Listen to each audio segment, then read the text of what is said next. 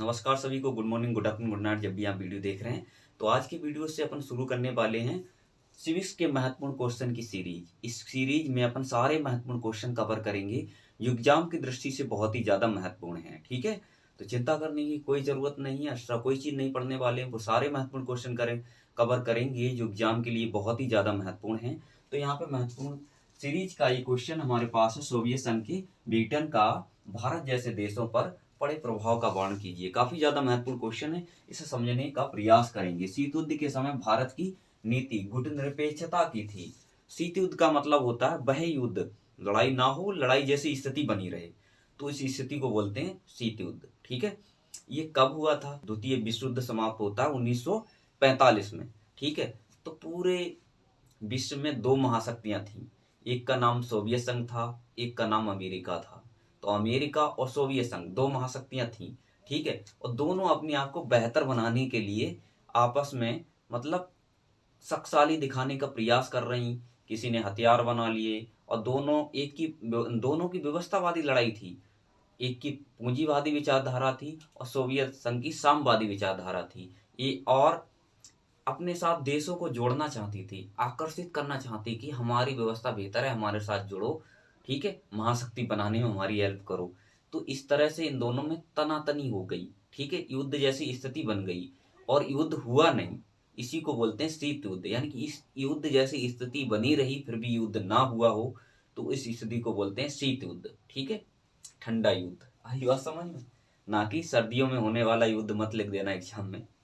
ठीक, आगे आता है भारत की नीति कैसी थी? गुट निरपेक्षता।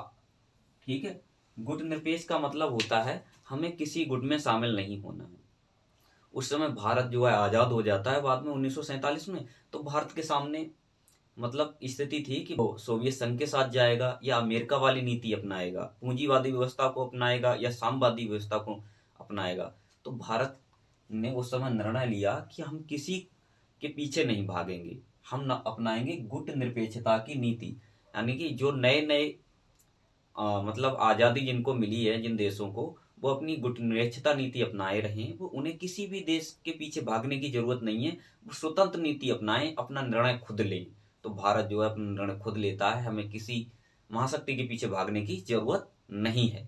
समझ गया ना बात? तो उसी को बोलते हैं गुट निरपेक्षता नीति, यानी कि किसी भी गुट के पीछे नहीं भागना है, हमें अपनी खुद की स्वतंत्र नीति अपनाना है। ठीक है, तो यहाँ तक बात समझ गए होंगे। जब 1971 में कुछ मुद्दों को लेकर भारत ने सोवियत संघ से मित्रता की। ठीक है, तो भारत ने क्या कर लिया 1971 में? भाई सोवियत संघ से मित्रता कर ली। सोवियत संघ का मतलब होता है रूस। रूस ने हमारी उस समय काफी हेल्प करी। जब पाकिस्तान से भारत का युद्ध हो गया, पाकिस्तान के भारत ने दो टुकड़े कर दिए। पहले जो बांग्लादेश आज हम जिसके बोलते हैं ना, पहले वो पाकिस्तान का हिस्सा हुआ करता था, उसे बोलते थे हम पूर्वी पाकिस्तान। ठीक है, तो पाकिस्तान के साथ युद्ध हो गया 1971 में, तो रूस ने मदद करी थी। ठीक है, तो उसी समय मित्रता हो जाती है। ठीक है, तब कुछ लोग कहने लग गए कि भारत तो गुटनिरपेक्षता की नीति अपनाए हुआ था, ये तो बोलता था हमें किसी देश के पीछे नहीं चलना है, किसी के पीछे नहीं भागना है, हम किसी भी महाशक्ति में नहीं शामिल होंगे। इसने तो मित्रता भी कर ली सोवियत संघ से, तो आलोचना भी हुई। भाई, तो समय समय पे मित्रता भी करनी चाहिए। ठीक है, बाद में शीत युद्ध समाप्त हो जाता है। ठीक है, चलो पढ़ते हैं। सोवियत संघ के विघटन से भारत जैसे देशों पर प्रभाव।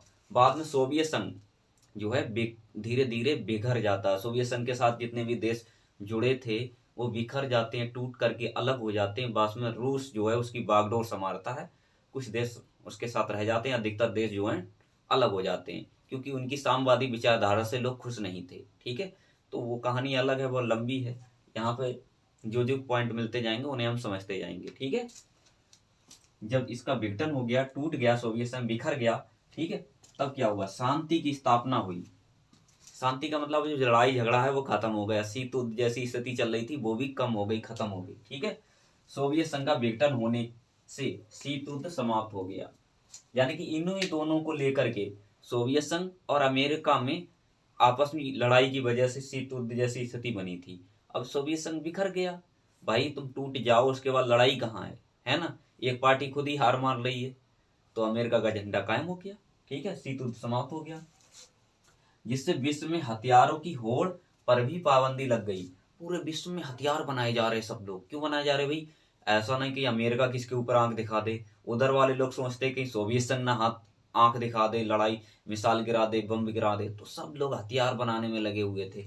जब शीत युद्ध समाप्त हो गया तो हथियारों की होड़ पर थोड़ा सा प्रतिबंध लगा, रोक लगी, लोगों ने कम बनाए, ठीक है। उसके बाद क्या होता है, जो दोनों महाशक्तियों में किसी के पक्ष में नहीं थे, यानी कुछ देश ऐसे थे जैसे भारत भी था, दोनों महाशक्तियों में से पूरी तरह से किसी के पक्ष में नहीं थे, ठीक है। उन्हें शांति की किरण दिखाई दी। अब मतलब एक महाशक्ति के पीछे अगर हम जाएं तो दूसरे के बुरे बन जाएंगे, खराब बन जाएंगे। जो देश भाई किसी के पीछे नहीं थे उन्हें बहुत खुशी हुई कि अब कम से कम किसी से तो हाथ मिला सकते हैं, कोई हमारी बात को बुरा तो नहीं मानेगा, ठीक है। तो भारत को भी इससे लाभ मिला। आज भारत की दोस्ती जो है अमेरिका से भी है, रूस से भी है, कोई दिक्कत नहीं है, दोनों से लाभ मिल रहा है आराम से, ठीक है, कोई दिक्कत नहीं है। लेकिन उस समय अगर किसी से एक से हाथ मिला लेते तो समस्या खड़ी हो जाती, ठीक है। तो आई होप आप समझ रहे होंगे। अब इसका नेक्स्ट पॉइंट, तानाशाही। एक ध्रुवीय का मतलब होता है सब एक महाशक्ति का डंका बजने लगा पूरे विश्व में, क्योंकि सोवियत संघ का हो गया विघटन और अमेरिका अकेली महाशक्ति रह गई। अब ये सबको आंख दिखाए, ठीक है। फिर क्या हो गया, सोवियत संघ के विघटन के बाद अमेरिका एक ध्रुवीय शक्ति के रूप में उभरा। एक ध्रुवीय का मतलब अकेला अमेरिका ही रह गया महाशक्ति के रूप में, ठीक है। सामने आया, महाशक्ति के उभर के सामने आया, उसने विभिन्न देशों के मामले में हस्तक्षेप प्रारंभ कर दिया। भाई दूसरे देशों के मामले में टांग अड़ा देता। अमेरिका मतलब भारत और पाकिस्तान की लड़ाई हो रही तो बीच में टांग अड़ा देगा, ठीक है। तो ऐसे काम करता था ये अमेरिका। अमेरिका ने जब भारत और पाकिस्तान 1971 में लड़ाई हो रही थी भारत और पाकिस्तान की, तो अमेरिका पाकिस्तान का पक्ष ले रहा था उस समय, ठीक है। तो ये दूसरे देशों में लड़ाइयां करवाने लग गया, ठीक, जिससे भारत भी इससे अछूता नहीं रहा, यानी कि भारत को भी इसने परेशान किया। 1971 में पाकिस्तान की मदद कर रहा था। ये महाशक्ति बनने के बाद आज भी किसी की इतनी हिम्मत नहीं है जो अमेरिका के खिलाफ बोल पाए, उसका पूरी तरह से विरोध कर पाए, बॉयकॉट कर पाए। क्यों? मेन कारण ये है, अमेरिका तुम्हारा कुछ नहीं बिगाड़ेगा। बिगाड़ेगा पता क्या? तुम्हारे पड़ोसी देश को हथियार सप्लाई करेगा, उससे लड़ाई करवा देगा, ठीक है। तो ये काम है अमेरिका का, इसलिए अमेरिका से कोई भी बुराई नहीं लेता, खुली चुनौती नहीं देता उसके लिए। रूस थोड़ी बहुत उसे टक्कर दे रहा है अब भी, ठीक है। नए देशों का उदय हुआ। भारत जैसे विकासशील, विकासशील का मतलब है जिनका विकास अभी पूरा नहीं हुआ हो, ठीक है, कुछ क्षेत्रों में विकास करना अभी बाकी हो, ऐसे देशों को बोलते हैं विकासशील। भारत भी विकासशील देश है क्योंकि यहाँ अभी विकास हुआ ही नहीं है पूरी तरह से, ठीक है। भारत जैसे विकासशील देशों को भी अपने हितों की पूर्ति के लिए यूरोपीय संघ से हाथ मिलाना पड़ा, ठीक है, या जुड़ना पड़ा। तो बना के लिख सकते हैं थोड़ा बहुत लैंग्वेज को, कोई दिक्कत नहीं है, ठीक है। यूरोपीय संघ के बारे में आगे पढ़ाऊंगा पूरा क्वेश्चन, क्योंकि जब क्रम से आप पढ़ते चलेंगे मेरे साथ तो कोई दिक्कत नहीं होगी आपको, ठीक है, सारी चीजें कनेक्ट होती चलेंगी। रूस का उदय हुआ क्योंकि सोवियत संघ तो बिखर गया, फिर भी कुछ देश रह गए और रूस ने उनकी बागडोर संभाली, ठीक है। और आज रूस क्या कर रहा है, अमेरिका को टक्कर दे रहा है, ठीक। तो ये चीजें यहाँ पे लिखी है। सोवियत संघ के विघटन के बाद रूस ने सोवियत संघ की बागडोर संभाली और अब है पुनः अमेरिका को क्या कर रहा है, टक्कर दे रहा है, ठीक है, या चुनौती पेश कर रहा है अमेरिका को। तो आज के समय में रूस क्या कर रहा है, अमेरिका को चुनौती दे रहा है, ठीक है। अभी रूस और यूक्रेन का युद्ध होता रहा, ठीक है, तो भारत ने ना तो रूस का पक्ष लिया ना उसका विरोध किया, ठीक है। मेन कारण ये है क्योंकि हमें रूस से भी रिश्ते खराब नहीं करने हैं और ना ही अमेरिका से, ठीक है। तो आज के समय में चुनौतियों को, आवश्यकताओं को देखते हुए भारत का झुकाव जो है अमेरिका की ओर ज्यादा है, लेकिन रूस से भी हमारी दुश्मनी नहीं है, ठीक है। तो आई होप आपको ये क्वेश्चन समझ में आया होगा। समझ में आया तो क्या करना है, लाइक करना है, वीडियो को अपने सभी मित्रों के साथ शेयर करना है, ठीक है। और चैनल पहली बार विजिट कर रहे हैं तो सब्सक्राइब करके जाइए, क्योंकि यहाँ पे सारे महत्वपूर्ण क्वेश्चन के आंसर आपको मिलने वाले हैं और पूरा मैं समझाकर चलूंगा आपको, ठीक है। Thanks watching for video.